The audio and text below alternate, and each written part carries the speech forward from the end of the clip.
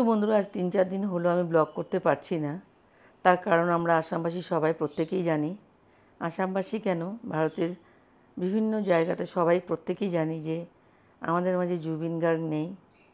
এতটাই খারাপ লেগেছে যে আমরা ছোট থেকে বড় হয়েছি জুবিনের গান শুনে। আর ছোট বড় সবার মুখে এই গানগুলো যেখানে যেখানে যাই কোনো ফেস্টিভ্যালে শুনতেও পাই, বাচ্চারা বলতে থাকে, বড়রাও বলতে থাকে। কিন্তু আজ শ্রদ্ধাঞ্জলি দিতে যেখানে যেখানে গিয়েছি সেখানে সেখানে এই গানগুলো শুনেছি যে বলেছিল যে আমি যেদিন দুনিয়াতে থাকবো না এই গানটাই যেন বাজতে থাকে। সেটা হলো মায়াবিনী।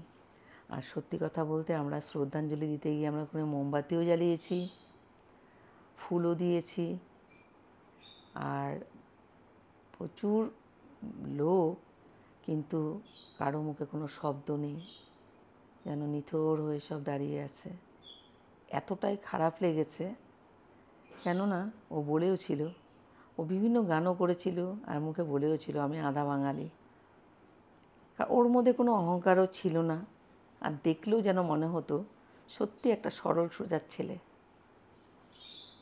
আর যেখানে যেখানে গিয়েছি সেখানে সেখানে এই গানগুলো তো শুনতে পেয়েছি, যেন মনে হচ্ছে যে সত্যি ও আছে, বেঁচে আছে এখনও। খুব খারাপ লেগেছে।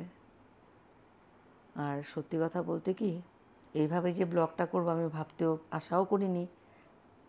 আর আমি কি বলতে কি বলে ফেলছি, আমাকে ক্ষমা করে দিও যদি কোনো ভুল বলে থাকি। আমি আর বেশিক্ষণ এই ব্লগটা আমি চালাতে পারবো না হয়তো, কারণ আমাদের কাছে বলবার জন্য কোনো ভাষা নেই। দেখে মনে হচ্ছে যে সত্যি এখনও বেঁচে আছে। আর একটা কথা, যে জুবিন গার্গ আমাদের মাঝে ছিল, আছে আর থাকবে। তাই জুবিন গার্গের আত্মার শান্তি কামনা করে আজকের ব্লগটা আমরা এখানেই শেষ করছি। আগামীকাল আবার নতুন ব্লগ নিয়ে আসব। তো বন্ধুরা, আমরা সবাই একত্রিত হয়ে জুবিন গার্গের শ্রদ্ধাঞ্জলি জানিয়ে আজকের ব্লগটা এখানেই শেষ করব। আমরা সবাই যেন ভালো থাকতে পারি, সুস্থ থাকতে পারি।